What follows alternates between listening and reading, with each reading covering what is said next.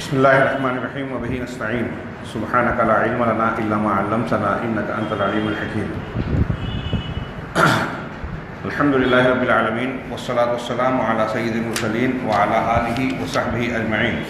ومن تبعهم بإحسان إلى يوم الدين. أعوذ بالله من الشيطان الرجيم. بسم الله الرحمن الرحيم. رسلا مبشرين ومنذرين لئلا يكون للناس على الله حجة بعد الرسل وكان الله عزيزا حكيما. محترم حاضرین، شیخ محمد بن عبد الوہاب رحمہ اللہ کی کتابچے یا رسالے کشف الشبہات کی شرح اور اس کا درس ہم نے شروع کیا، اور پچھلے درس میں اس کی بالکل ابتدائی آیت کے چند جملوں کو پڑھا تھا، جس میں انہوں نے کہا کہ یہ بات اچھی طرح ذہن نشین کر لو کہ توحید اللہ سبحانہ و تعالیٰ کو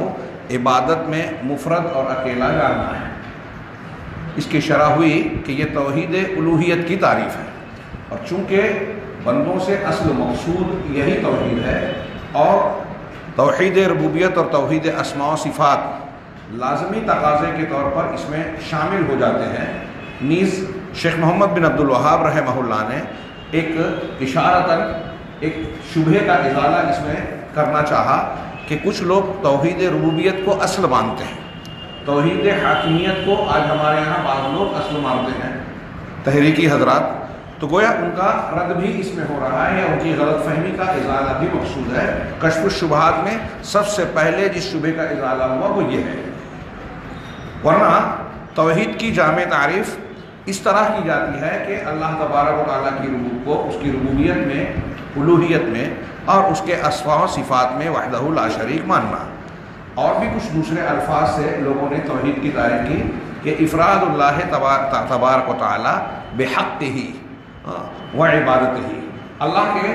جو بھی حقوق ہیں اور اس کی عبادت کے جتنے معاملات ہیں، ان تمام امور میں اللہ کو اکیلا ماننا۔ اس کے بعد شیخ نے کہا کہ یہ اللہ کو اس کی عبادت میں اکیلا اور مفرد جاننا، ماننا، یہ تمام رسولوں کا دین ہے جنہیں اللہ نے اپنے بندوں کی طرف بھیجا۔ نوح علیہ السلام ان میں سب سے پہلے ہیں، جنہیں قوم کی طرف اس وقت بھیجا جب انہوں نے ود، سوا، یغوث، یعوق، نصر ان بزرگوں کے سلسلے میں غلو سے کام لیا، اور ان میں سب سے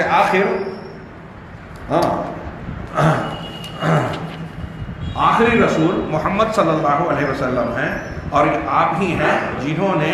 ان نیک لوگوں کی تصویروں اور مجسموں کو توڑا۔ یہ آخری جملے سے پہلے تک ہم نے گزشتہ ہفتہ کچھ تشریح اور کچھ تفصیلی گفتگو کی تھی۔ آگے ہم پڑھتے ہیں۔ شیخ نے جو یہ کہا کہ آخری رسولوں کے سلسلے میں سب سے آخر محمد صلی اللہ علیہ وسلم ہے، یہاں آپ یہ محسوس کریں کہ رسولوں کا بنیادی وظیفہ، کام اور ان کے بعثت کا مقصد، ان کی دعوت کا مرکزی نقطہ جو بتایا وہ یہ کہ اللہ کی عبادت کی طرف لوگوں کو بلائیں اور اس کی ضد شرک سے لوگوں کو روکیں۔ کتنی اہمیت کی حامل بات ہے۔ اگر کوئی شخص اس کو غیر اہم سمجھتا ہے یا سرسری طور سے اس سے گزر جاتا ہے تو وہ اس بات کی گہرائی کو اور اس کے مقام کو گویا نہیں سمجھ رہا ہے۔ اللہ کے نبی صلی اللہ علیہ وسلم کے بارے میں کہا کہ آپ آخری رسول ہیں، اور آپ ہی ہیں جنہوں نے ان نیک لوگوں کی تصویروں کو توڑا۔ اللہ نے آپ کو، میں ابھی شیخ محمد بن عبد الوہاب کی عبارت کا آگے کے کچھ جملوں کا ترجمہ کرتا ہوں، اس کے بعد شرح پر آتے ہیں۔ اللہ نے آپ کو ایک ایسی قوم کی طرف بھیجا جو عبادت کرتے تھے، حج کرتے تھے، صدقہ و خیرات کرتے تھے، اللہ کا خوب ذکر کرتے تھے، لیکن اس کے ساتھ ساتھ وہ اللہ تبارک و تعالیٰ اور اپنے درمیان کچھ مخلوقات کو، بعض مخلوقات کو اختیار کرتے تھے، اور کہتے یہ تھے کہ ہم واسطہ بناتے تھے، وسیلہ اور واسطہ بناتے تھے، اور کہتے تھے کہ ہم ان کے ذریعے سے اللہ کی قربت چاہتے ہیں اور اللہ کے پاس ان کی سفارش اور شفاعت چاہتے ہیں۔ ان کو اللہ نہیں مانتے، اللہ کے قریب ہونا چاہتے ہیں، مطلب اصل میں اللہ کو ہی مان رہے ہیں، اسی کی قربت چاہ رہے ہیں، اور ان معبودان باطلہ کو جن کی عبادت کر رہے ہیں ان کو واسطہ مان رہے ہیں، ان واسطے کا ذکر کیا جیسے ملائکہ، عیسیٰ ابن مریم علیہ السلام، اور ان کے علاوہ کچھ دوسرے نیک لوگ۔ یہ شیخ محمد بن عبدالوہاب کی عبارت ہوئی۔ شرح میں شیخ زید بن محمد بن ہادی المدخلی کہتے ہیں کہ یہاں تک کہ اللہ کے رسول صلی اللہ علیہ وسلم یعنی محمد رسول اللہ صلی اللہ علیہ وسلم کو انبیاء اور رسولوں کے سب سے آخر میں مبعوث کیا گیا، اللہ نے بھیجا۔ کیوں بھیجا؟ بتوں کو توڑنے کے لیے اور ان کا خاتمہ کرنے کے لیے، ان کو توڑ پھوڑ دینے کے لیے، اور تمام مخلوق کو اس دعوت اور دین کی طرف بلانے کے لیے جس کی طرف آپ سے پہلے کے تمام انبیاء اور پیغمبروں نے دعوت دی۔ وہ کیا ہے؟ اللہ تعالیٰ کی توحید اور اللہ کے ساتھ شرک کرنے سے براءت و بیزاری اختیار کرنا، اس سے دوری اختیار کرنا۔ چنانچہ آپ اپنی قوم کے پاس یہ شیء غریب ان کے اعتبار سے عجیب و غریب چیز تھی، یہ لے کر آئے، پیش کیا۔ کیوں ان کے لیے عجیب چیز کیوں تھی؟ اس لیے کہ اس سماج اور معاشرے میں جس میں نبی کریم صلی اللہ علیہ وسلم کی بعثت ہوئی، اس میں توحید کے نشانات مٹ چکے تھے۔ چنانچہ جب توحید کے نشان مٹ چکے تھے اور پوری قوم اور ارد گرد کے تمام ماحولیات میں شرک پوری طرح سے رچ بس گیا تھا، تو اب انہیں دعوت توحید عجیب و غریب اور نئی چیز لگنے لگی۔ چنانچہ انہوں نے شدید مخالفت کی۔ اللہ کے نبی صلی اللہ علیہ وسلم نے ان کے سامنے تکلیف اور اذیت کی بڑی سنگین صورتوں کا مقابلہ کیا، لیکن آپ نے صبر اور مصابرہ سے کام لیا، جم گئے، صبر اختیار کیا، اور آپ توحید اور اس کو مکمل اور مضبوط بنانے کی طرف، شرک کی تمام اور مختلف قسم کی جو صورتیں ہیں ان سے بچنے کی طرف دعوت دیتے رہے، جب تک مکہ میں 13 سال تک مقیم رہے۔ 13 سال تک مکہ میں مقیم رہتے ہوئے اسی دعوت پر آپ نے اپنی باتوں کو، اپنی رسالت کو مرکوز رکھا۔ آپ اس اصل عظیم کی طرف لوگوں کو دعوت دیتے رہے، جو کہ لا الہ الا اللہ کے معنی سے بالکل واضح ہے۔ لا الہ الا اللہ کے کلمے کی دعوت دیتے تھے۔ الہ مانے توحید الوہیت والی بات اس میں آ رہی ہے کہ اللہ کے سوا کوئی عبادت کے لائق نہیں ہے۔ کچھ لوگ کلمہ توحید کا بھی معنی بدل دیتے ہیں، لا حاکم الا اللہ، جیسے کہ سید قطب اور دوسرے لوگوں کی تشریح کہتی ہے کہ اللہ کے سوا کوئی حاکم نہیں ہے، اللہ تبارک و تعالیٰ کے علاوہ کسی سے قانون اور شریعت نہیں لیا جائے گا۔ یہ توحید الوہیت کا ایک حصہ ہے، لا الہ الا اللہ کا پورا معنی نہیں ہے۔ اسی طرح اہل تصوف بھی لا الہ الا اللہ کے معنی کو اس طریقے سے توڑتے موڑتے اور بدلتے ہیں کہ یہ کلمہ توحید کلمہ شرک بن جاتا ہے کہ لا موجود الا اللہ، کائنات میں جو کچھ ہے، جو بھی موجود ہے، صرف اللہ ہی ہے۔ چنانچہ اللہ کے نبی صلی اللہ علیہ وسلم اگر یہ بات جو اہل تصوف مانتے ہیں، اگر ان کے معنی کو درست مانا جائے تو مشرکین مکہ بھی غلط نہیں ہوں گے۔ جن معبودوں کو پوج رہے ہیں وہ بھی عبادت کے لائق ہے، اور لا حاکمیت الا اللہ، سید قطب جیسے لوگ فی ظلال القرآن اور ان کی کتابوں میں آپ دیکھیں گے تو وہ یہاں تک تشریح کرتے ہیں کہ انبیاء کرام کے سامنے اور اللہ کے رسول صلی اللہ علیہ وسلم کے سامنے جو مشرکین مکہ تھے، ان کا شرک یہ سب نہیں تھا کہ الوہیت میں کسی اور کی عبادت کر رہے ہوں یا اللہ کے علاوہ کسی اور کو وہ درجہ دے رہے ہوں، بلکہ ان کا شرک یہ تھا کہ وہ اللہ کے قانون کو نافذ نہیں کرتے تھے، وضعی قوانین کو مانتے تھے، اپنے طور سے کچھ چیزوں کو حلال حرام کر لیا تھا اور اللہ کے قانون کو پس کچھ ڈال دیا تھا۔ لہذا مکہ کے لوگوں کے شرک کو وہ یہی بتاتے ہیں، اور اس توحید کے معنی کو بدل دینے سے کیا کیا خرابیاں آتی ہیں۔ آپ غور کریں کہ نتیجہ یہ نکلتا ہے کہ جو اس فکر کے حاملین ہیں وہ وسیلے بازی کو، قبر کی پرستش کو، غیر اللہ سے وسیلہ اور واسطہ اختیار کر کے شرکیہ اعمال اختیار کرنے کو غیر ضروری مانتے ہیں یا اس کو شرک شمار نہیں کرتے۔ بڑی عجیب و غریب بات ہے۔ اس بنیاد پر یہ جو کتابیں ہم ابتدائی دور کی اور بنیادی قسم کی پڑھ رہے ہیں، اس کی اہمیت و افادیت کا اندازہ لگائیے کہ یہ سمجھنا ہمارے لیے کتنا ضروری ہے۔ یہ ہمارے دین کی بنیاد ہے، اس کو آپ نے یا کسی مسلمان نے نہیں سمجھا تو دین کی دوسری چیزوں کو سمجھا بھی تو بیکار ہے۔ لہذا اس سبق کو نہ صرف سمجھنا ہے بلکہ اس کو مضبوط بنانا ہے۔ نبی کریم صلی اللہ علیہ وسلم، اگر تمام انبیاء کی دعوت یہی تھی اور اللہ کے نبی صلی اللہ علیہ وسلم کی دعوت کے ابتدائی 13 سال کا جو تذکرہ یہاں کیا شارح نے کہ 13 سال تک مکہ میں رہے اور آپ کی دعوت اسی پر مرکوز رہی کہ اللہ کی عبادت کرو اور شرک سے بچو. ما ملا ولا فترہ، نہ رسول اللہ صلی اللہ علیہ وسلم اس سے اکتائے اور نہ اس میں کوئی توقف کیا، رکے، گیپ نہیں کیا. ایسا نہیں کیا کہ چلو یہی دعوت دے رہے ہیں تو اکتاہٹ کے شکار ہو گئے. ایسا بھی نہیں کیا کہ کچھ دن دعوت دی اور پھر اس کے بعد اس کام کو چھوڑ دیا. ولا ضعفا، نہ اکتائے، نہ رکے اور نہ ہی کمزور پڑے. وَإِنَّمَا كَانَ يَتَجَدَّدُ نِشَاطُهُ، بلکہ ہر روز آپ کی دعوت و تبلیغ کا ہم حال جب دیکھتے ہیں، آپ کی سیرت کا مطالعہ کرتے ہیں تو آپ کا جو ہے نشاط، آپ کی سرگرمیاں، جوش، عمل، یہ دن بدن نیا ہوتا جاتا، بڑھتا جاتا اور آپ کی عزم و ہمت میں اضافہ ہوتا جاتا. اتنا ہی نہیں، آپ کی نصیحت و خیرخواہی اور صبر و ضبط میں بھی اضافہ ہوتا. جب آپ اپنے دعوت کے کاموں میں آگے بڑھتے تو مخالفتوں میں بھی شدت آتی گئی، اور جب مخالفت میں شدت آئی تو ظاہر سی بات ہے کہ آپ صبر و ضبط کا پہاڑ ثابت ہوئے. نبی کریم صلی اللہ علیہ وسلم اور اس کے بعد حضرت ابراہیم اور دیگر انبیاء نے دعوت اور توحید کے سلسلے میں جتنی اذیتیں، مخالفتیں جھیلی ہیں، صبر اور عزم کا، استقامت کا مظاہرہ کیا ہے. دنیا کا کوئی انسان اس درجے کی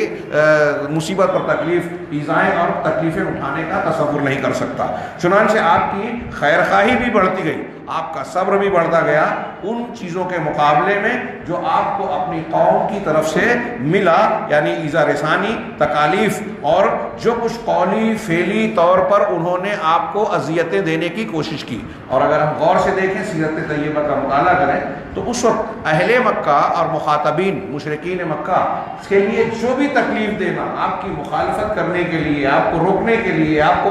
اذیت دینے کے لیے جو ان کے امکان میں تھا، دسترس میں اور دائرۂ اختیار میں تھا، کسی چیز کو انہوں نے چھوڑا نہیں. نفسیاتی تکلیفیں، ذہنی تکلیفیں، جسمانی تکلیفیں، ہاں ہر قسم کی تکلیف آپ کو بھی دیا. آپ کے جو موافقین اور ارد گرد کے صحابہ کرام تھے ان میں جو کمزور ہوتا اس پر تو تشدد اور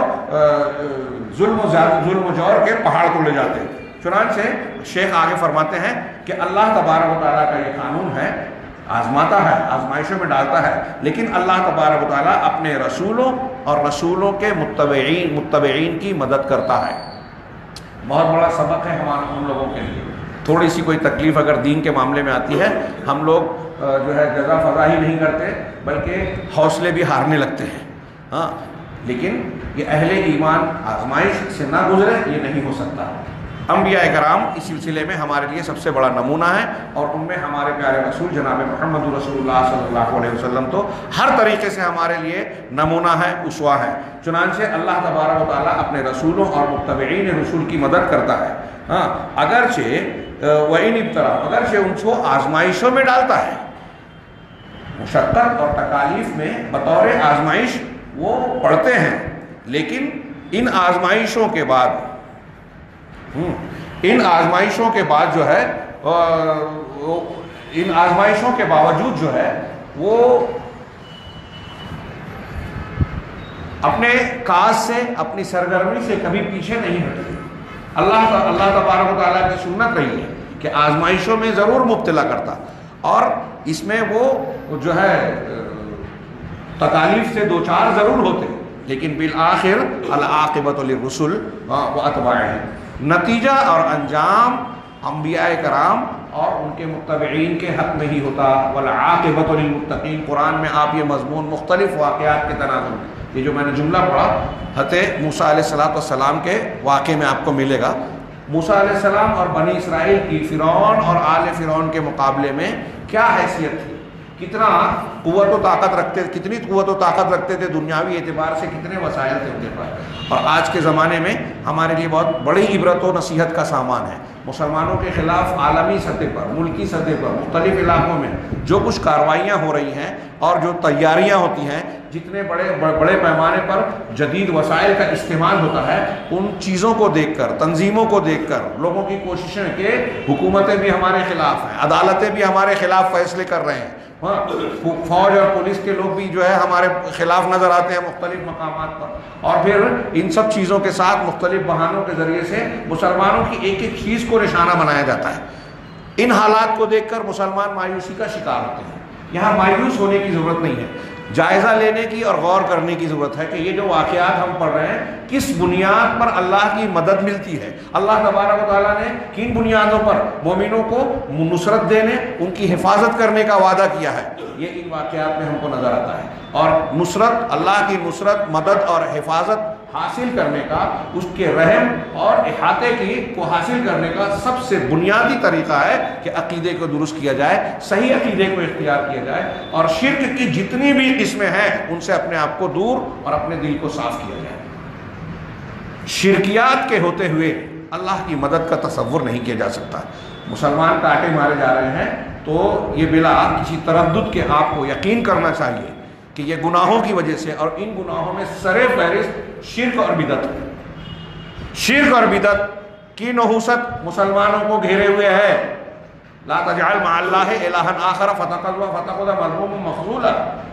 قرآن کے ایسے کتنے مضامین ہیں کہ شرک اگر کرو گے، اللہ کے علاوہ کسی معبود کو اختیار کرو گے تو تم مذموم، مخذول ہو جاؤ گے، یعنی تمہارا قابل تعریف نہیں رہو گے اللہ کے یہاں، اور اللہ کی مدد کے لائق نہیں رہو گے۔ اب یہ بات اور مضمون ماننے کے بعد بھی ہمارے ہر اسٹیج سے جب لوگ کہتے ہیں کہ ہمارا ایمان کمزور ہے اس لیے مسلمان کاٹے مارے جا رہے ہیں، ہمارے خلاف معاملات ہو رہے ہیں، تو اس جملے کو صحیح مان کر آگے والا سبق اور قدم یہ ہونا چاہیے کہ ایمان کیا ہے اس کو جانیں۔ مسئلہ یہ ہے کہ یہاں اب اگلا قدم جب بڑھانے کی بات آتی ہے تو اس کو لوگ غیر اہم سمجھتے ہیں۔ یہ جو درس ہم پڑھ رہے ہیں، ان اسباب کے لیے ہمیں لوگوں کو بتانا پڑتا ہے کہ یہ کتنی اہمیت کی حامل بات ہے۔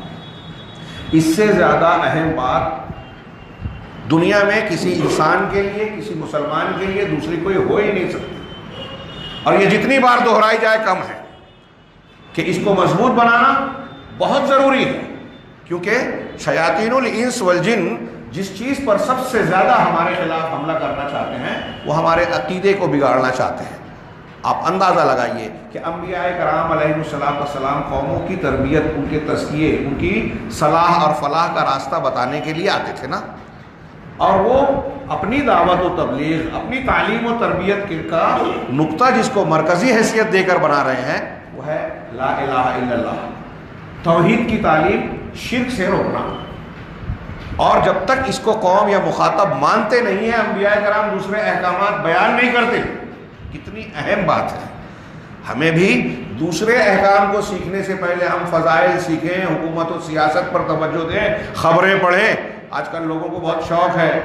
سوشل میڈیا کے زمانے میں سمجھتے ہیں کہ خبروں کو جاننا بہت بڑا کمال ہے۔ آپ کوئی خبر نہ پڑھیں، کوئی عیب کی بات نہیں ہے۔ حالات سے واقفیت ایک چیز ہے، اس کی ضرورت اور مصلحتیں ہو سکتی ہیں، لیکن اگر آپ توحید کو نہیں پڑھ رہے ہیں، اگر آپ عقائد کو نہیں جان رہے ہیں، تو یہ آپ کے لیے، آپ کی آخرت کے لیے، دنیا اور آخرت دونوں کے لیے انتہائی خطرناک بات ہے۔ وہ پڑھے نہ پڑھے، یہ پڑھنا لازم ہے۔ طلب العلم فریضۃ علی کل مسلم میں اخبار پڑھنا، ٹیلی ویژن دیکھنا، موبائل چیٹ کرنا، فیس بک اور دوسرے سوشل میڈیا کے ذرائع کے ذریعے جو خبریں سچی جھوٹی آ رہی ہیں اور اس کی بنیاد پر آپ اپنے موقف اختیار کر رہے ہیں، بہت بڑی گمراہی ہے، بہت بڑا فریب ہے جو آج لوگوں کو گھیرے ہوئے ہیں، اپنے جال میں پھانسے ہوئے ہیں۔ وہ چیزیں غیر ضروری ہیں۔ صحابہ کرام اور وہ معاشرے جن میں اسلامی اور دینی تربیت ہوتی تھی، وہ ہمارے سلف میں دیکھیں، صحابہ، تابعین، تبع تابعین،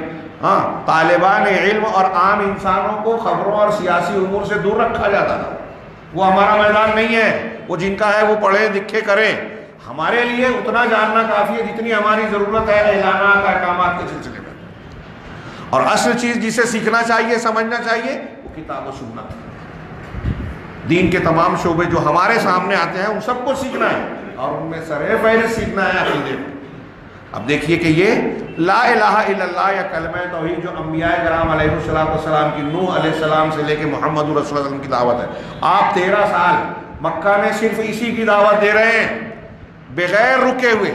بغیر اکتائے ہوئے، بغیر کمزور پڑے ہوئے، بلکہ ہر روز نئی قوت و طاقت سے آپ بڑھ رہے ہیں۔ مشرکین مکہ نے آپ کو اس دعوت سے روکنے کے لیے کیا کیا جتن کیے، تدبیریں کی، ہاں، لالچ دیا کہ اگر شادی کرنا چاہتے ہو تو جس لڑکی سے چاہو، عرب کی حسین جمیل خاتون کی بچی سے ہم آپ کی شادی کر دیں گے۔ حکومت اور قیادت چاہتے ہو تو اپنا سردار اور اپنا بادشاہ بنانے کے لیے تیار، کوئی اور چیز خواہش ہو تو بولو ہم تیار ہیں۔ یہ ساری چیزیں ہم پڑھتے ہیں۔ آپ نے کوئی چیز قبول کیے بغیر دعوت کو بالکل نہیں روکا اور اپنا کام کرتے رہے۔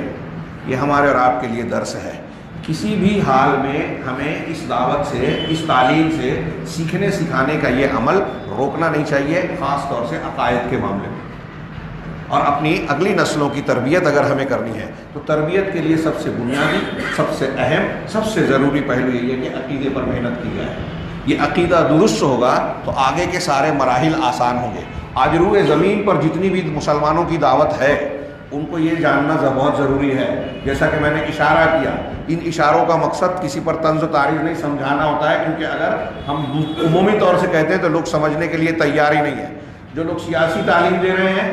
حکومت قائم ہو، خلافت قائم ہو، جو لوگ فضائل پر محنت کر رہے ہیں کہ لوگ دین سے دور ہے تو ان کو مسجد سے جوڑ دیا جائے، ایک پہلو جو انہوں نے پکڑا ہے بظاہر، اس میں ابھی ہم اس پر بحث نہیں کرتے، مان لیں کہ وہ صحیح ہے، دین کا وہ پہلو ہے تزکیہ اور اس کا، لیکن یہ کارگر کب ہوگا، مؤثر کب ہوگا، مفید کب ہوگا؟ جب دین کا جامع پہلو اور ہر چیز کو اس کے مقام پر رکھا جائے۔ کیا یہ درست ہوگا کہ انبیاء کرام علیہ السلام جس دعوت کی شروعات کر رہے ہیں، تعلیم کی، تربیت کی، دعوت کی شروعات کر رہے ہیں، سب سے زیادہ اہمیت دے رہے ہیں، اور ایسا یہ جو دلیلیں ہیں اس میں 25 دلیلیں قرآن و حدیث کی ابھی سنائی جا سکتی ہیں کہ حضرت معاذ بن جبل رضی اللہ تعالیٰ عنہ کو اللہ کے رسول جب بھیج رہے ہیں یمن کی طرف، تو کیا کہہ رہے ہیں، انک تأتی قوما من اہل کتاب، کہ تم اہل کتاب کی ایک قوم کے پاس آؤ گے، فلیکن اول ما تدعوہم الیہ شہادۃ ان لا الہ الا اللہ، تو سب سے پہلی چیز جس کی طرف تم ان کو دعوت دو، اہل کتاب ہیں، آسمانی کتاب کو مانتے ہیں لیکن ان کے یہاں شرک ہے، اس سے پتہ چلا۔ آج ہمارے یہاں بہت سے لوگ قرآن حدیث کو ماننے کا دعویٰ کرتے ہیں لیکن شرک ہے، تو اگر شرک ہے تو دعوت سب سے پہلی کون سی چیز کی ہونی چاہیے؟ یہ اللہ کے رسول فرما رہے ہیں، آپ کی تعلیم ہے کہ سب سے پہلی چیز جس کی طرف دعوت دینی ہے وہ لا الہ الا اللہ کی شہادت ہے۔ بعض روایتوں میں ہے الہ یوحد اللہ، اس بات کی طرف دعوت دو، سب سے پہلے تمہاری دعوت ہونی چاہیے کہ اللہ کو کی توحید کو مانے، اکیلا مانے۔ اگر وہ اس بات کو مان لیں، فضائل والے غور کریں، نبی صلی اللہ علیہ وسلم کی تعلیم ہے، میری بات نہیں ہے، کسی عالم کی نہیں ہے، ہاں اس نبی کی جس کا کلمہ آپ بھی پڑھتے ہیں اور ہم بھی۔ آپ نے فرمایا کہ اگر فَإِنْهُمْ أَطَاعُوكَ لِذَلِكَ، جب یہ بات مان لے یعنی توحید ٹھیک ہو جائے۔ بعض روایتوں میں اللہ کی الوہیت کے ساتھ اللہ کے رسول کو رسول ماننے والی بات بھی کہی گئی ہے، تو جب توحید و رسالت کا عقیدہ درست ہو جائے تو اگر یہ مان لیں فَأَعْلِمْهُمْ فَأَخْبِرْهُمْ أَنَّ اللَّهَ افْتَرَضَ عَلَيْهِمْ 5 صلوات فِي الْيَوْمِ وَاللَّيْلَةِ فِي كُلِّ يَوْمٍ أَوْ لَيْلَةٍ وَلَيْلَةٍ، کہ اللہ نے ان پر ہر رات اور دن میں 5 وقت کی نماز فرض کی ہے۔ دعوت کے، تعلیم و تربیت کے اس ایک طریقے کو کیا ہم کو اس کو اسی ایک اللہ کے رسول کے اس ایک جملے میں ہمیں کئی چیزیں معلوم ہو رہی ہے کہ سب سے بڑے پہلی شروعات دین کی تعلیم و تربیت میں، دعوت میں کس چیز سے ہونا چاہیے؟ توحید سے۔ اسے یہ بھی معلوم ہوا یہاں تک کہ نماز سے بھی پہلے، نماز بہت اہم ہے لیکن نماز سے بھی اہم ہے توحید، عقیدہ، لا الہ الا اللہ محمد رسول اللہ، پہلے یہ سکھایا جائے، یہ سیکھ لیں، مان لیں، تب نماز بتائیں۔ ہمارے یہاں لوگوں کا عقیدہ درست نہیں ہے، ہاں، اور نماز کی فضیلت بتا رہے ہیں۔ صحیح طریقہ ہے کیا؟ جائزہ لیں، غور کریں، سمپل بات، سادی بات۔ کیا یہ بھی اختلافی ہے؟ عملی طور سے اختلافی ہو گئی ہے، لیکن دلیل اور دین کے اعتبار سے، تعلیم کے اعتبار سے اس میں کوئی الجھاؤ نہیں ہے کہ آپ اختلاف کریں کہ نہیں صاحب یہ غلط ہے، سمجھ میں نہیں آتی بات، نبی صلی اللہ علیہ وسلم اور انبیاء کرام کی یہ ایک نہیں ایسی دسیوں دلیلیں موجود ہیں۔ سب سے پہلے یہ دعوت دی جائے، شروعات کی جائے توحید سے، اور توحید نہیں ہے تو نماز نہیں بتائی جائے گی، اور یہ نماز بلکہ نماز کے احکام مسائل بھی نہیں، فضائل بتائے جا رہے ہیں، دنیا کی باتیں کی جا رہی ہیں، قابلیتوں کا مظاہرہ کیا جا رہا ہے، اور انبیاء کے طریقے کو چھوڑ رکھے۔ تھوڑی دیر کے لیے سوچئے، جتنی دنیا میں روئے زمین پر دعوت ہے، نہ کوئی فخر نہیں، تحدیث نعمت کے طور پر اور صحیح طریقے کو لوگوں کو بتانے کے طور پر کہنا چاہتا ہوں کہ آج پوری دنیا میں جتنی مسلمانوں کی جماعت ہے، انبیاء کرام کے اس منہج کو کہ دعوت میں سب سے پہلی چیز توحید کو اختیار کی جائے، دین کی بنیادی مرکزی چیز توحید ہے، اور توحید الوہیت جو بقیہ دو توحیدوں کی جامع ہے، اس پر سب سے زیادہ محنت ہو، سب سے زیادہ مرکزیت دی جائے۔ یہ صرف آپ کو اہل الحدیث اور سلفی دعوت میں یہ بات ملے گی۔ دعوے باتیں کچھ لوگ کریں گے، میں جو کہہ رہا ہوں کچھ لوگ اس پہ ارے فلاں جماعت بھی تو ہے، طاغوت سے بچو اور عبادت کرو، یہ کہتے ہیں، وہاں صرف حاکمیت ہے، پڑھی ان کی تحریریں، ان کی باتیں، ان کی سرگرمیاں۔ ہاں، جزائر کے ایک آدمی نے اگر تعبیر صحیح ہو اس شرط کے جملے کے ساتھ لکھا کہ اگر یہ کہنا درست ہو تو یہ لوگ شرک قبور کو چھوڑ کر شرک قصور پر محنت کرتے ہیں۔ قصور یعنی محل، قصر کی جمع۔ حکومت میں جو شرک ہو رہا ہے اس کو روکنا چاہتے ہیں، جو ان کی طاقت سے باہر ہے، دائرے اختیار سے باہر، اور اللہ کے انبیاء اور پیغمبر جو عوامی سطح پر ارد گرد میں جو شرک ہوتا تھا انفرادی طور پر، مزارات، مشاہد یا اس وقت کے جو بھی مقامات تھے شرک کے، وہاں پہنچ کر جن شرکیات سے روکتے تھے، وہ کہتے ہیں وہاں مت پڑھو، اس میں مت پڑھو، وہ کرو گے تو اختلاف ہوگا، امت کی طاقت بڑھتی ہے۔ پھر اسلام کو، دین کو نافذ کرنے کی بات کرتے ہیں۔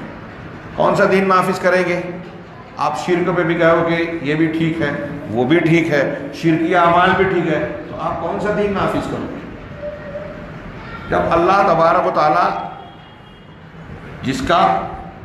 ماننا اور جس سے متعلقہ امور کو درست کرنا دین کی بنیاد ہے، آپ انہی کے بارے میں، اللہ کی ذات و صفات کے بارے میں، اللہ کے حقوق و عبادت کے بارے میں جب آپ لوگوں کو تعلیم نہیں دے رہے ہیں، اس کو ٹھیک نہیں کر رہے ہیں، تو اس ایمان کے نتیجے میں اخلاقیات اور عبادات جو استوار ہوتے ہیں، آپ اس کو کیسے ٹھیک کر سکتے ہیں؟ عقیدہ درست ہوگا تو عبادت درست ہوگی، اللہ کے یہاں وزن ہوگا، عقیدہ درست ہوگا تو اخلاق اچھا ہوگا، عقیدہ درست ہوگا تو معاملات اچھے ہوں گے۔ آپ پوری زندگی لوگوں کو سمجھاتے رہیں، یہ مت کھاؤ، یہ مت پیو،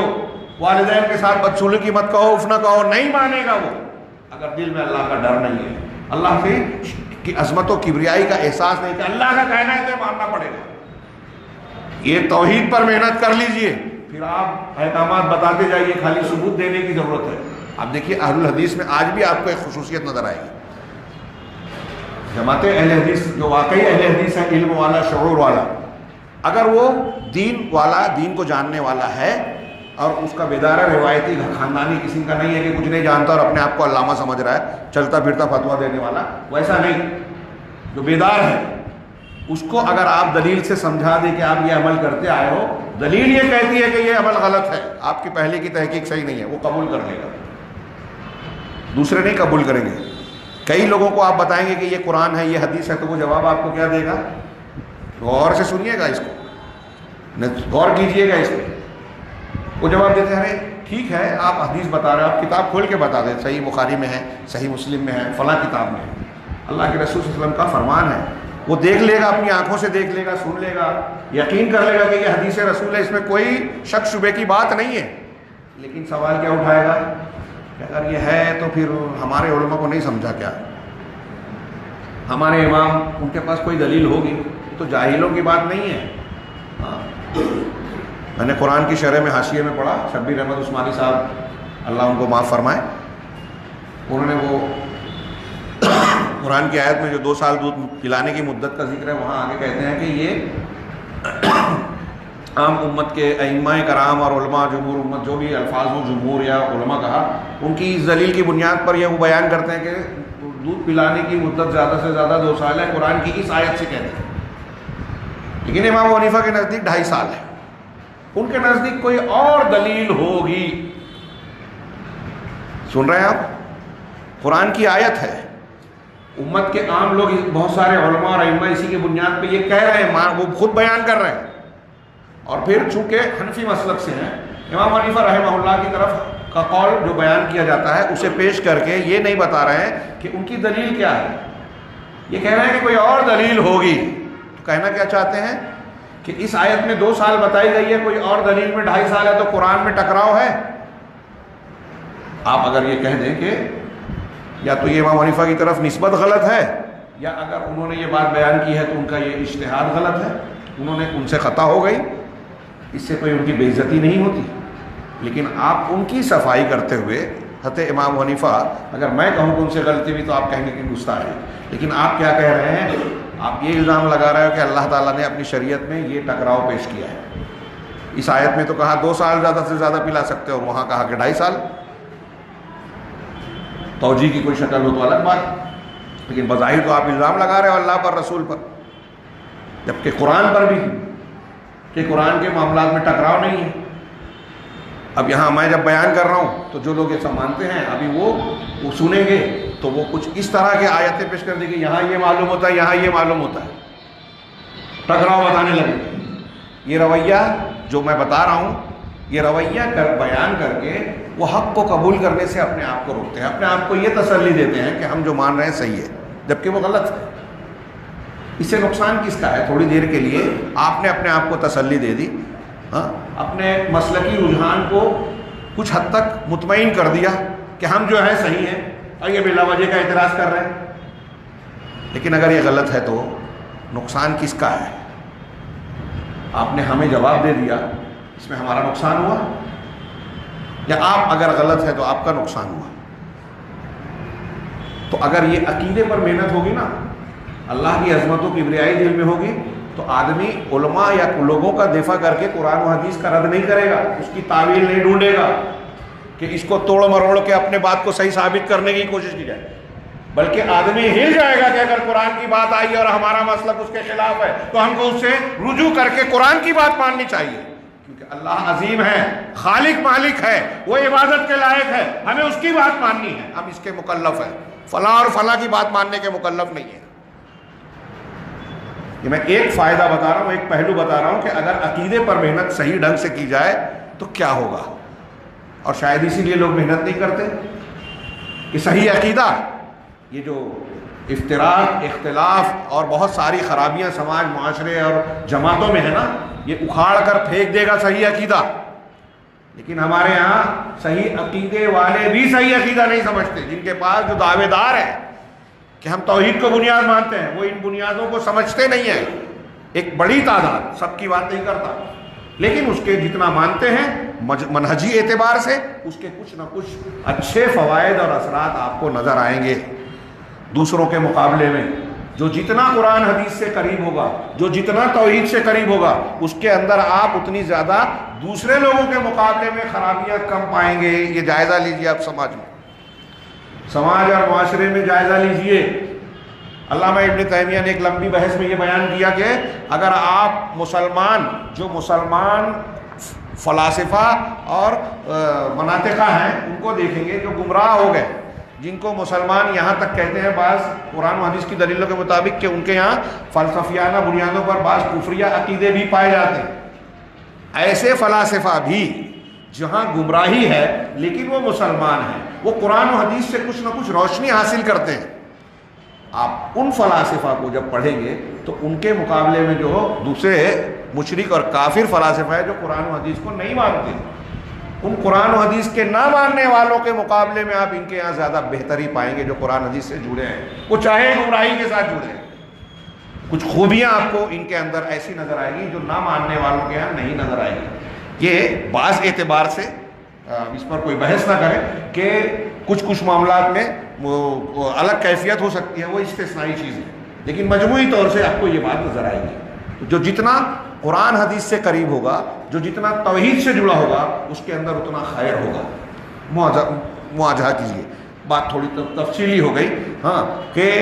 یہ کہہ رہے ہیں کہ اللہ تبارک و تعالیٰ کی یہ سنت ہے کہ اپنے انبیاء، پیغمبروں اور ان کے متبعین کی مدد کرتا ہے۔ یہ ایک جملہ سمجھانے کے لیے میں نے اتنی باتیں کی۔ ہاں، کوئی بھی مسئلہ، مصیبت، پریشانی اگر ہم کو آپ کو لاحق ہو رہی ہے، مسلمانوں کو آ رہی ہے، بس اس ایک جملے کو یاد رکھیے کہ اگر ہم متبع رسول ہیں تو اللہ کی مدد ملے گی، اللہ کا وعدہ ہے، غلط ہو ہی نہیں سکتا، بہت بڑی بات ہے۔ ابھی میں نے پچھلے جمعہ میں پورا لمبا چوڑا واقعہ بتایا، صرف اشارہ کروں۔ حضرت ابوبکر صدیق وفات رسول کے بعد جیش اسامہ کو بھیج رہے تھے، کئی لوگوں نے اعتراض کیا کہ آپ بھیج دیں گے، یہاں لوگ مرتد ہو رہے ہیں ارد گرد میں، تو یہاں ضرورت ہے۔ اب مدینہ کی طاقت اگر باہر چلی جائے گی، رومیوں سے لڑنے ہیں، تو ہم کیا کریں گے اگر یہاں کچھ ہو گیا؟ سیدنا ابوبکر صدیق نے کیا کہا کہ اللہ کی قسم، اگر مدینہ میں ازواج مطہرات امہات المومنین، حضرت ابوبکر کی تعبیر دیکھیے بڑی گہری ہوتی تھی، ہم لوگ غور نہیں کرتے۔ ایک عام مسلمان عورت کی اگر کوئی بے عزتی ہو، حرمت پر اور تقدس پر حرف پڑے، تو ایک مسلمان کو کی غیرت بھڑکنی چاہیے اپنے گھر کی۔ اور عورتوں میں سب سے زیادہ قابل احترام عورتیں، خواتین، ازواج مطہرات ایک مومن بندے کے نزدیک ہوں گی، ہاں، روافظ کو چھوڑ کر، یہ اہل بیت میں سر فہرست ہے۔ ابوبکر صدیق کہہ رہے ہیں کہ اگر مدینہ میں ازواج مطہرات کے پیروں کے پاس کتے بھی پہنچ جائیں، تب بھی میں اس لشکر کو روک نہیں سکتا جس کو اللہ کے رسول صلی اللہ علیہ وسلم نے روانہ کیا۔ میرے الفاظ تھوڑے فرق ہو سکتے ہیں۔ اور اس جھنڈے کو کھول نہیں سکتا جس کو خود اللہ کے رسول صلی اللہ علیہ وسلم نے اپنے دست مبارک سے باندھا۔ شیخ عبد المالک رمضانی الجزائری کی کتاب میں ابھی پڑھ رہا تھا، اس سے درس چل رہا ہے،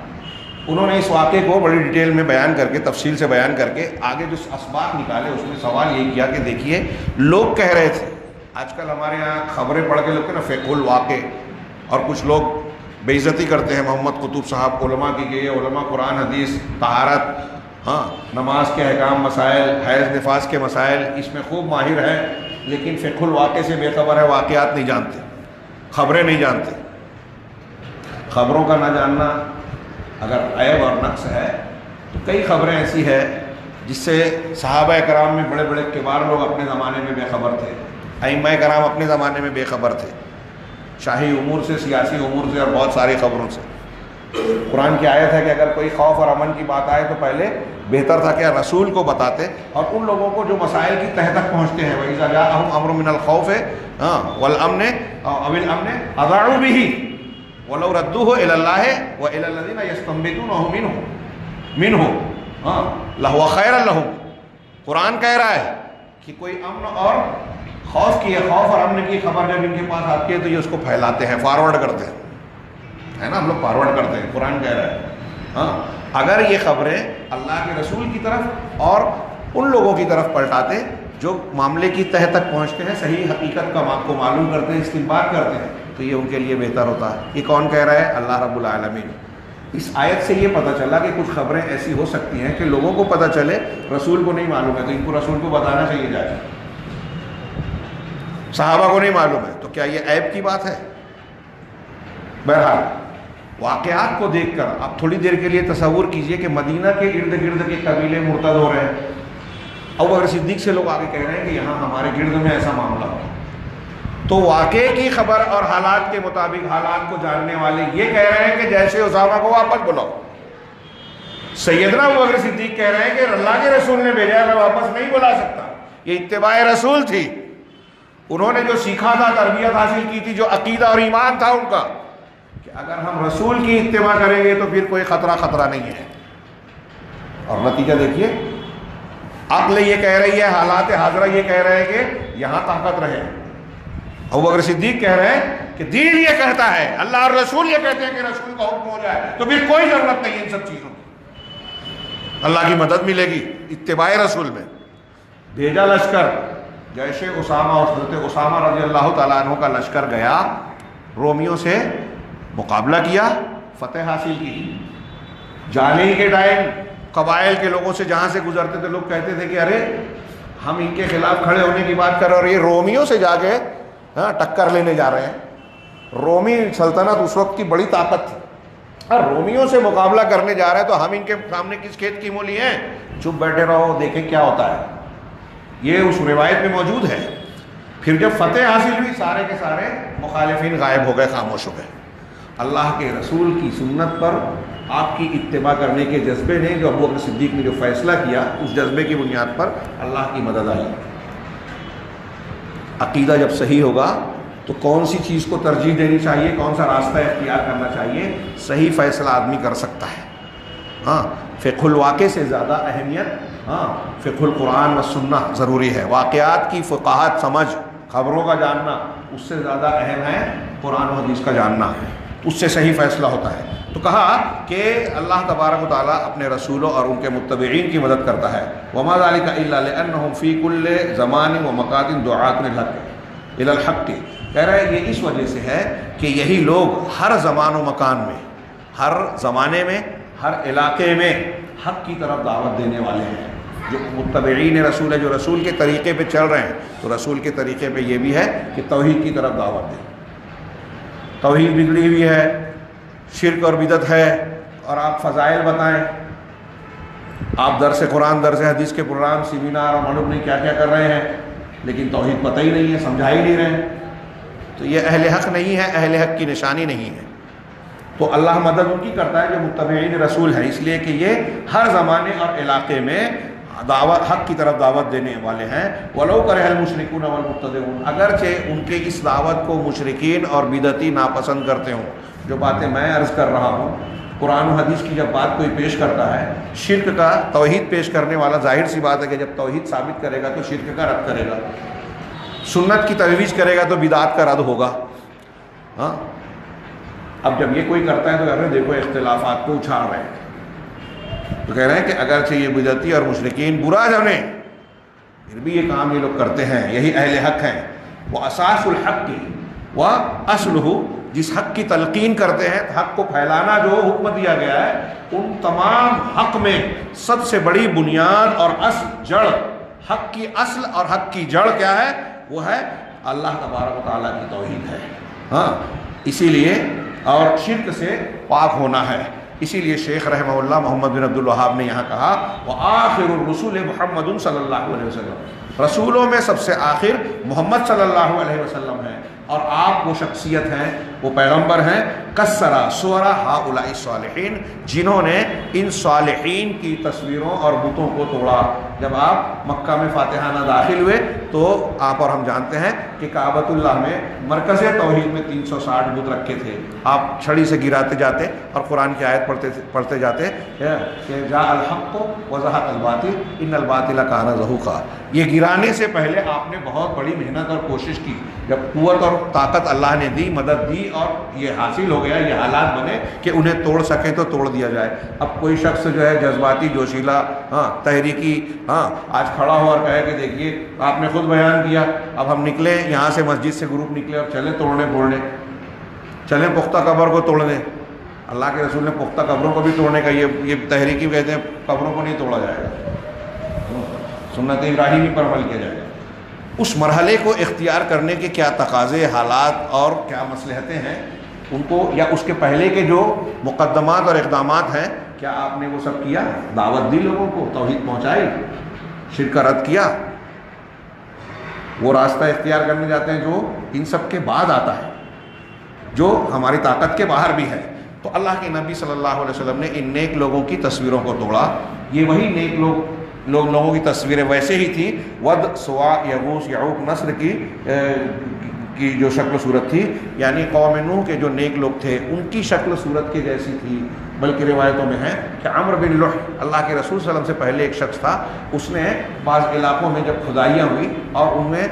زمین سے کچھ بت نکلے، تو حضرت نوح علیہ السلام کے زمانے میں جو بت تھے نا، ود، سوا، یغوث، یعوق، نصر، وہ کھدائی میں نکلے، وہ لے کر مکہ آ گیا اور انہی ناموں سے ان کو منسوب کر کے وہ دوسرے بتوں کے ساتھ ان کو بھی جوڑ دیا۔ بات تھوڑا وقت زیادہ ہو رہا ہے، لیکن یہ جو جتنا ہم نے پڑھا ہے اس کو پورا کر لیں۔ اس سے پہلے بھی اس کا میں نے تھوڑا سا اشارہ کیا۔ محمد رسول اللہ صلی اللہ علیہ وسلم کو اللہ نے آخر میں سب سے مبعوث کیا، پیغمبر بنا کر۔ آپ نے نیک لوگوں کی صورتوں کو توڑا، مجسموں کو، تصویروں کو، ارسلہ اللہ، یعنی ان کو توڑا ظاہری طور پر بھی، اور اس سے پہلے علمی اور باطنی طور پر توڑا۔ انبیاء کرام علیہ الصلوۃ والسلام جو دین کا غلبہ کرنے آتے تھے، یہ بھی تحریکی حضرات سمجھیں، وہ دو طریقے کا ہے، ایک برہان اور بیان کے ذریعے، دلائل کے ذریعے، علمی اعتبار سے، یہ تمام انبیاء نے کیا۔ دلائل کے ذریعے سے دین کو غالب بنانا، دین کو لیظہرہ علی الدین کلہ، ہے نا، تاکہ تمام ادیان پر، ادیان باطلہ پر دین کو غالب کرے۔ تو تمام انبیاء نے یہ کام کیا، دلائل و براہین کے ذریعے سے دین کو غلبہ کیا، ثابت کیا کہ یہی حق ہے، اور پھر قوت و طاقت کے ذریعے سے تو یہ اللہ تبارک و تعالیٰ نے جس کو طاقت دی انہوں نے کیا۔ انبیاء کرام میں بھی بہت سارے لوگ اس طاقت کو نہیں حاصل کیے، تو جس کی جتنی طاقت ہے وہ اتنے کا مکلف ہے۔ ہمارے ہاں کچھ دانشوروں نے، مفکروں نے، بڑے بڑے نام جس سے لوگ بہت متاثر ہیں، وہ یہاں تک اعتراض کر دیتے ہیں کہ فلاں نبی اور فلاں پیغمبر دعوت میں کامیاب نہیں ہو سکے۔ کیوں؟ اس لیے کہ حکومت نہیں بنا پائے۔ ہاں، کہ ان کے دین کی کم فہمی، کش فہمی اور اظہار دین کے معنی کو پورے طریقے سے نہ سمجھنے کا نتیجہ ہے۔ ہاں، آپ اور ہم جس کام کے مکلف ہی نہیں ہیں، جس کی ہم کو اللہ نے طاقت نہیں دی ہے، کیا اللہ تعالیٰ اس کے بارے میں ہم سے سوال کرے گا؟ ایک غریب آدمی سے پوچھے گا زکوٰۃ کیوں نہیں دیا؟ اس کے گھر میں فاقہ ہو رہا ہے؟ نہیں نا۔ تو جن کے پاس طاقت، قوت، حکومت نہیں ملی، ان سے یہ نہیں پوچھے گا کہ آپ نے یہ کیوں نہیں کیا۔ کسی نبی اور پیغمبر کو یہ بھی نہیں کہا کہ آپ اپنی دعوت کا نقطہ یہ بنائیں کہ ہم حکومت قائم کریں گے، خلافت اور یہ قائم کریں گے۔ کسی ایک پیغمبر نے بھی، اگر وہ ایسا کرتے تو لوگ سمجھتے کہ جیسے آج کل لوگ، دنیا دار لوگ الیکشن لڑ کے حکومت حاصل کرنا چاہتے ہیں اور پھر اس سے فائدے حاصل کرنا چاہتے ہیں۔ انبیاء بھی ویسے ہی، انبیاء کرام تو صاف صاف قوم کو کہتے تھے کہ لا اسألکم علیہ من اجر۔ قرآن نے بار بار نقل کیا ہر نبی کی دعوت میں کہ میں جو دعوت تم کو دے رہا ہوں، جس طرف بلا رہا ہوں، اس کا کوئی معاوضہ تم سے نہیں چاہتا۔ خیر، آتے ہیں کہ اللہ نے محمد رسول اللہ صلی اللہ علیہ وسلم کو ایسی قوم کی طرف بھیجا جو عبادت کرتے تھے، حج کرتے تھے اور صدقہ و خیرات کرتے تھے، ہاں، اور اللہ کا خوب ذکر کرتے تھے۔ شارح کہتے ہیں کہ یہاں مؤلف یہ بیان کرتے ہیں کہ وہ قوم جس کی طرف نبی صلی اللہ علیہ وسلم کو بھیجا گیا تھا وہ عبادت و ریاضت کرتے تھے، اور قوم کی سیرت اور حالات کو جاننے والوں کے سامنے یہ بات کوئی ڈھکی چھپی نہیں ہے، بالکل صاف اور واضح ہے، کیونکہ وہ عبادت میں بڑی محنت مشقت بعض عبادتوں میں کرتے تھے، کعبہ کا احترام کرتے تھے، ہاں، حاجیوں کی خدمت اور ان کی نگرانی کرتے تھے، ہاں، اس پر وہ فخر بھی کرتے تھے۔ سقایت الحاج والا جملہ قرآن مجید نے نقل کیا، وہ یتصدقون، صدقہ و خیرات کرتے تھے، اللہ کا ذکر کرتے تھے، اور کئی خوبیاں ان کے یہاں تھی، ہاں، مہمان نوازی اور ایسی کئی چیزیں، لیکن اور حرمت کعبہ اور حرم کا اتنا کہ اگر باپ کا قاتل بھی حرم کے دائرے میں مل جائے تو اس کو کچھ نہیں کرتے تھے کہ یہ حرم میں ہے، یہاں ہم کچھ نہیں کر سکتے۔ یہ کفار مکہ حرم کا اور اس کی حرمت کا اتنا لحاظ کرتے تھے، اور ہمارے یہاں جو خوارج ہیں، باطنی فرقے ہیں، ان کے یہاں اتنی جرأت اور جسارت اور گمراہی ان کی اتنی شدید ہے کہ ان مشرکین مکہ سے بھی بڑھ کر انہوں نے مکہ اور حدود حرم میں لوگوں کو قتل کیا۔ تاریخ میں کئی واقعات ہیں، ہاں، لیکنہم یجعلون، لیکن یہ اللہ کا ذکر کرتے تھے، حج کرتے تھے، دعا مانگتے تھے اللہ سے، لیکن بعض مخلوقات کو اپنے اور اللہ کے درمیان وسائط، واسطے بناتے تھے، اور کہہ رہے ہیں کہ ھذا هو عین الشرک الاکبر، یہ عین شرک اکبر ہے، یہ عین شرک اکبر ہے، یعنی یہ اصنام اور اوثان جو الگ الگ قسم کے ہیں جن کو وہ پوجتے تھے، ان کو یہ واسطے مانتے تھے، اور یعنی یہ عقیدہ رکھتے تھے کہ اللہ تعالیٰ کے پاس پہنچنے کا واسطہ اور ذریعہ یہی لوگ ہیں، اور ان کی اپنی ضرورتوں کو پورا کرنا، قضاء حاجات، جو ہماری حاجتیں ہیں، پریشانیاں ہیں، ضرورتیں ہیں، یہ اسی وقت پوری ہوں گی جب ہم ان بتوں کے واسطے سے اللہ سے مانگیں گے۔ یا تو وہ زندہ لوگوں میں سے کچھ لوگوں کو واسطہ بناتے تھے، یا پھر مردوں میں سے، یا پھر ملائکہ، یا عالم جن میں سے، یا اشجار و احجار یعنی درخت، پتھر، یا سورج اور چاند، اس کے علاوہ اور دوسری چیزیں جس کو مشرکین نے بطور معبود اور واسطے کے اختیار کر رکھا تھا، اور ان کے مظاہر آج بھی ہم دیکھ رہے ہیں، اور خاص طور سے ہندوستان میں تو یہ ہمارے لیے بہت کامن ہے کہ ایک ایک چیز کو لوگ پوج رہے ہیں، یہاں ایسے لوگ موجود ہیں، ہاں۔ لہذا اسی لیے نبی کریم صلی اللہ علیہ وسلم نے ان مشرکوں کو ان کو معبود بنانے سے منع کیا، اور ان وسائط کو کہا کہ یہ جو تم واسطہ وسیلہ بنا رہے ہو یہ سراسر باطل ہے، ان کی عبادت ناجائز ہے، یہ جو تم ان کی عبادت کر رہے ہو یہ خالص اللہ کا حق ہے، ہاں۔ ان کو اللہ کے رسول صلی اللہ علیہ وسلم یہ حکم دیتے کہ اپنی عبادات اور توجہات کو صرف اللہ تبارک و تعالیٰ کی طرف جو ہے رخ پھیریں، اور انہیں یہ بتایا کہ یہ جو آپ درمیان میں واسطے وسیلے بنا رہے ہو یہ شرک اکبر ہے، عین شرک اکبر ہے،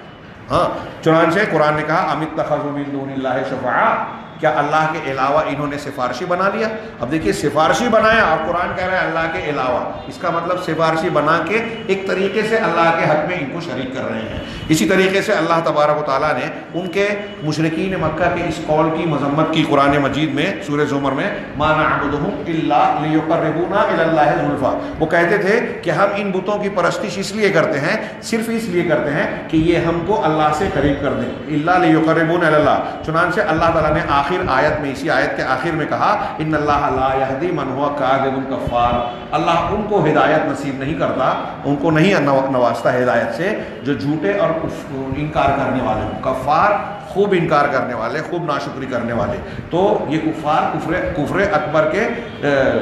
جو ہے میں مبتلا تھے، اور ان کا جھوٹ جو ہے سب سے بڑا جھوٹ تھا جو اللہ کے حق کے سلسلے میں تھا۔ چنانچہ جب اللہ تبارک و تعالیٰ نے مکہ کی زندگی کے بعد مدینہ میں اللہ کے نبی صلی اللہ علیہ وسلم کو قتال کی اجازت دی، جنگ کرنے کی، تو انہوں نے اس اصل اور بنیاد کو ضائع کرنے والوں سے جنگ کی۔ جنگ کس سے جائز کی؟ جو لا الہ الا اللہ محمد رسول اللہ کو نہیں مانتے تھے۔ جنہوں نے توحید کو نہیں مانتا ان سے اور مسلمانوں کے درمیان جنگ ہو سکتی تھی، توحید کو مانتے ان سے جائز نہیں ہے۔ سوچئے کہ جھگڑا بنیاد، جنگ اس بنیاد پر ہو رہی ہے، لا الہ الا اللہ کے ماننے اور نہ ماننے پر، وعلی